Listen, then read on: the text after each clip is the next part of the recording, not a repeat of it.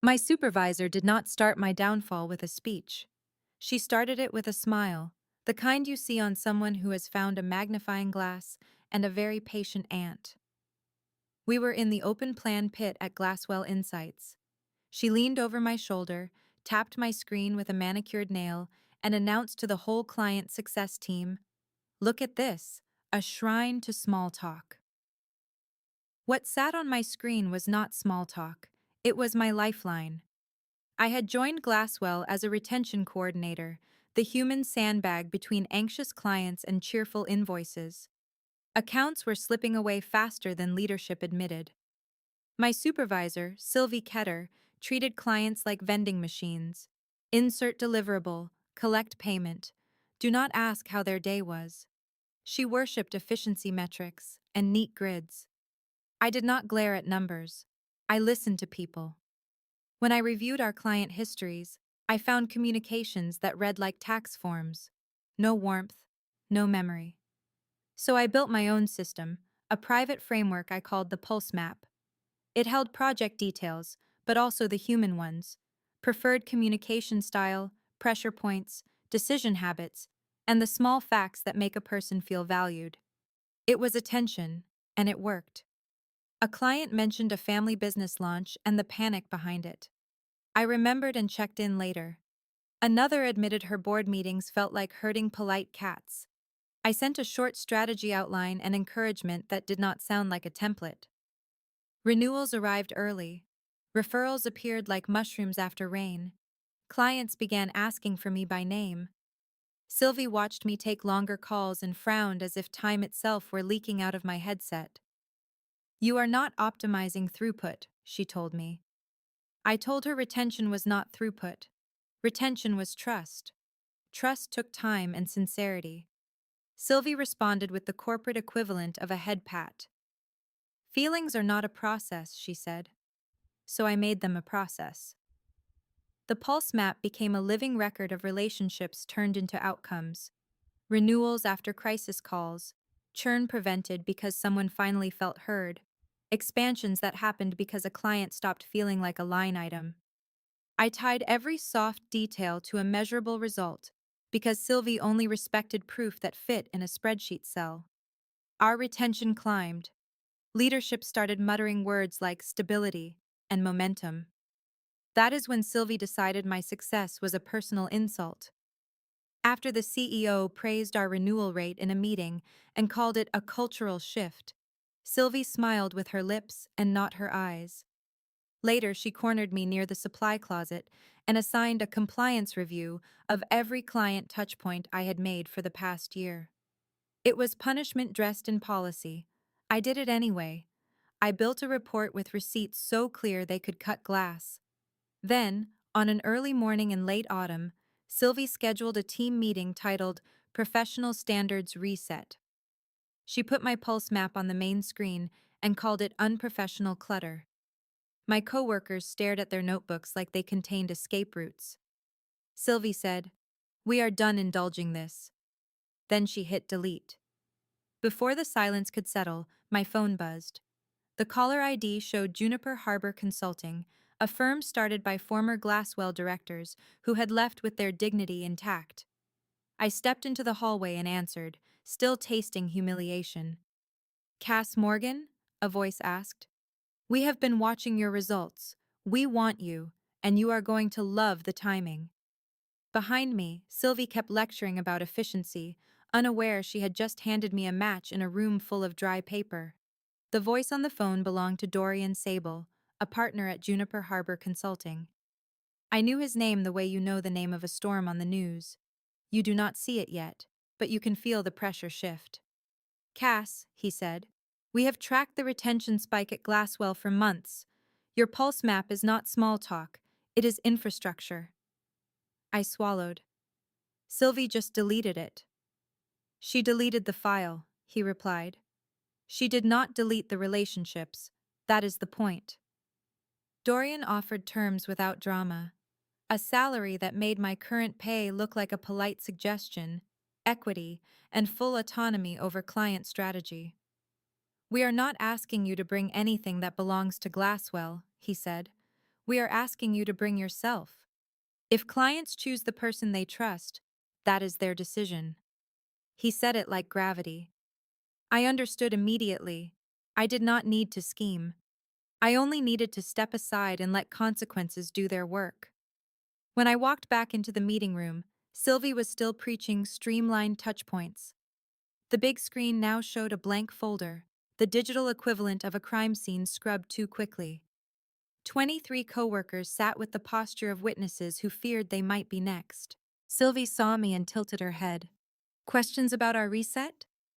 I looked at her, at the empty screen, and at the people who had watched her erase value because it bruised her ego. My voice came out calm. Yes, I said. Where should I send my resignation? Silence landed hard.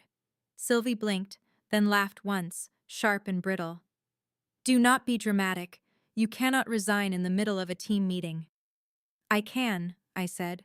And I am. She launched into notice periods and protocols and the word professionalism, as if she had not just hosted a public demolition. I kept my tone polite, the way you speak to someone holding scissors near a balloon. My employment agreement allows immediate resignation in cases of documented hostility, I said. You provided the documentation on a projector. Sylvie's face shifted through confusion, anger, and something that looked like fear wearing a blazer. You are making a mistake, she said. Juniper Harbor is small. Glasswell is stable. Stable, I thought, like a chair missing two legs.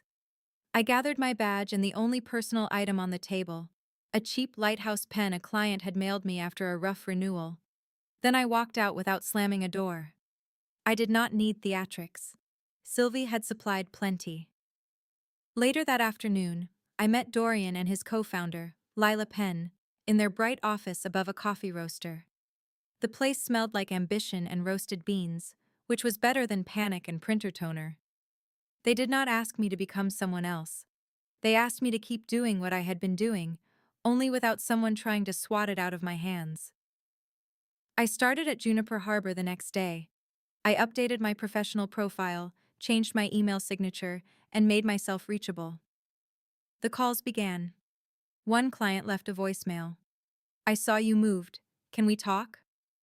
Another wrote, I do not want a canned check-in. I want you. A third asked if Juniper Harbor would still let her feel like a human being during budget season. I did not pitch. I listened. I answered questions. I offered clarity. Clients made choices. Back at Glasswell, Sylvie tried to replace me with a template. That is when the revenge truly started, because Sylvie had not only deleted my work, she had deleted the only bridge between her company and the people paying for its lights. At Juniper Harbor, my desk faced a window instead of a wall, and it felt like my nervous system finally had permission to unclench. Then my calendar started filling with names I recognized, and I realized Sylvie had engineered something stronger than an exit. She had created a migration. Clients did not call to gossip. They called because their worlds were messy, and they wanted a partner who remembered the mess. They asked whether switching firms would interrupt launches, whether reports could be written in plain language, whether their quirks would be treated like inconveniences. The conversations felt familiar, like stepping back into a room where the furniture had moved, but the people were still themselves. Within a couple of weeks, Juniper Harbor signed several transitions. Not a raid, not a secret campaign, just adults choosing who they trusted. I stayed inside the lines on purpose. I did not export lists or forward emails. I brought memory, empathy, and a phone that I answered. Glasswell, meanwhile, began to wobble. I learned that from Rafi King, a former coworker with a gift for describing chaos. He called me one evening and said, Sylvie is trying to rebuild your pulse map. She cannot, I said. She is trying anyway, he replied. She made a new document called the Client Discipline Ledger. It has drop-down menus for everything, including a field labeled, Reason Client Should Be Grateful. I laughed, then stopped, because I could picture Sylvie forcing gratitude into a cell like it was a billing code. Clients felt the difference immediately. They received check-ins that sounded like automated receipts. When they asked for context, Sylvie offered policy. When they asked for continuity, she offered a queue number. Then I got a call from Jonah Sarin, a bookstore owner who had always hated being rushed. His voice carried that familiar mix of amusement and exasperation. Sylvie called, he told me. She asked why I was considering other options. And? I asked. I told her the truth, Jonah said. I like working with someone who remembers I run a business, not a barcode. She argued with me, Cass. She argued with me about my own preference. She said choosing based on rapport was emotional mismanagement. That was Sylvie in one sentence, offended that other people had feelings, as if feelings were an invoice error. After Jonah hung up, I felt the satisfaction settle, clean and calm. I was not hurting anyone. I was simply being valued somewhere else, while Sylvie fought reality with vocabulary. Rafi called again the next day, quieter this time. There is another layer, he said. People are digging into the dashboards. Sylvie has been massaging churn numbers. My stomach tightened. How? She has been moving at-risk accounts into a category called dormant pending renewal, Rafi said. It keeps them off the churn report. The board noticed because there are too many dormant accounts that are now actively leaving. Sylvie had preached about metrics while quietly bending them. She had mocked my humanity as unprofessional while practicing a far uglier kind of dishonesty. Rafi added, They are opening an internal review. The CEO is furious. Sylvie keeps saying your departure caused the crisis. I stared out the window at people crossing the street, each carrying their own quiet urgencies. Sylvie had tried to crush me for being human. Now her own numbers were turning on her, and I had a feeling the next call would put her in a position she could not spreadsheet her way out of. The next call did not come from a client. It came from Glasswell's executive assistant, whose voice sounded like someone reading bad news off a coaster. Cass Morgan, she said. Mr. Ellery Voss would like to speak with you. Ellery Voss was the CEO. I took the call in a small conference room at Juniper Harbor, with a window that reminded me I was free. Cass, Ellery began, I will be direct. Glasswell is experiencing a retention disruption. Unexpected for you, I said. Not for me. He tried to keep his tone smooth. We would like to understand what is happening. You deleted the person clients trusted, I replied. Then you deleted the evidence that explained why they trusted her. Ellery hesitated. Sylvie said your documentation was not aligned with standards. Sylvie says many things, I said. Some of them are true in the way a horoscope is true. He cleared his throat. The board has flagged irregularities in churn reporting. A large number of accounts were labeled dormant pending renewal. So the dam had cracked, and they were finally noticing the water. Follow that thread, I said. It will lead somewhere. Ellery paused, then offered the part he had rehearsed. We would like to discuss a pathway for you to return. Director role, substantial compensation, full autonomy. The irony was thick enough to spread on toast. You are offering me authority over the same approach Sylvie called garbage, I said. We may have underestimated its value, he admitted, and it sounded painful. I am not returning, I said. I am not interested in a workplace that required a financial hemorrhage to learn basic respect. Silence. Then a pivot. Then perhaps we can discuss collaboration, Ellery said. Juniper Harbor has gained several of our accounts. We are exploring restructuring. There may be an opportunity for your firm to assume certain client obligations and in exchange, consider hiring some staff. That was not collaboration. That was a lifeboat requesting a tow. I will tell you what I can offer, I said. We will continue onboarding clients who choose to move. We will interview any Glasswell staff who want a healthier workplace. But I will not provide internal documents, and I will not carry water for leadership mistakes. His tone sharpened, revealing the real reason for the call. We need clarity regarding Sylvie's conduct. I kept my voice even. Sylvie publicly deleted work to humiliate me. That work was tied to revenue protection. If you are finding churn manipulation, you should investigate her reporting categories, her directives, and who benefited from the illusion of stability. Ellery exhaled. Will you speak to our investigators? Yes, I said. Recorded, accurate, and unedited. He agreed quickly. Desperate companies become cooperative. After the call, Lila Penn slid a cup of coffee toward me and asked, How does it feel? I thought of Sylvie's smile and that casual tap on my screen. It feels like someone tried to push me off a cliff, I said, and accidentally handed me a parachute made of their own paperwork. Later that afternoon, I gave a recorded statement. I described the meeting, the deletion, the punishment audit, and the way clients had responded to being treated like people. I did not embellish. I did not need to. Truth was already sharp enough. 2 days later, Rafi texted me. Sylvie got called into a board session and walked out white as paper. I read it twice and set my phone down. Revenge does not always arrive with fireworks. Sometimes it arrives with a calendar invite and a locked conference room door. Glasswell did not collapse in one dramatic instant.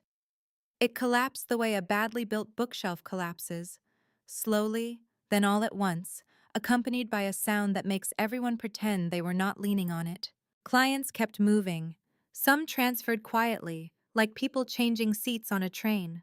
Others left with pointed emails that read, politely, like knives. Juniper Harbor grew fast, but not recklessly. Dorian and Lila insisted we accept only what we could serve well. I agreed. Revenge is most satisfying when it is paired with competence. Then Ellery Voss called again. This time he sounded tired, the way leaders sound when their dashboards stop cooperating. We are initiating a restructuring process, he said. The board is exploring asset transfer options. I let him speak. Silence is a wonderful tool when someone is trying to decide whether to admit fault. Ellery continued. We would like Juniper Harbor to consider acquiring our remaining service commitments for select accounts. We would also like to ensure certain staff have a place to land. The meaning was plain. Glasswell could no longer maintain what it had dismissed. They wanted us to absorb what was left because rebuilding trust was suddenly expensive. We negotiated hard and fairly. Lila insisted on a clause allowing any Glasswell employee we hired to leave without retaliation. That clause, more than any financial term, felt like justice. During those talks, a board investigator contacted me with a simple question. Had I ever been instructed to recategorize at-risk accounts? I answered honestly. No, Sylvie controlled those categories. She controlled what leadership saw. A few days later, Rafi sent a message. Sylvie is out. They escorted her. No emojis. None were needed. Apparently, Sylvie tried to blame my departure, while the investigation dug up her churn massage and a trail of emails demanding that warnings be softened, delays be reframed, and dissatisfaction be renamed into something that sounded temporary. She had curated the company's reality, then panicked when reality refused to be curated. Ellery called one last time after the board decision. Cass, he said, if circumstances were different, what would it take to bring you back? I looked at my calendar, full of clients who chose us willingly. Circumstances would need to include a time machine, I said, and leadership that understands trust is not a policy. He did not argue. He could not. Not long after, Juniper Harbor finalized the acquisition of Glasswell's remaining commitments for select accounts. Several former co-workers joined us, including Rafi, who arrived on his first day with a notebook labeled Consequences. We laughed harder than the label deserved. Dorian and Lila offered me a leadership role over our relationship strategy and a path into equity. The title sounded fancy, but the work stayed simple. Listen well, remember what matters, and treat clients like people who have lives outside contracts. I still think about that early morning meeting, Sylvie's confidence as she pressed delete, convinced she was erasing clutter. She did erase something, just not what she thought. She erased the illusion that metrics meant more than human loyalty. My revenge was not a scheme. It was a refusal to shrink. It was the decision to take my value somewhere it could breathe, and to let a person who mocked connection experience what happens when connection disappears. If Sylvie ever wondered what happened to the pulse map, I hope she understands the answer. It did not die.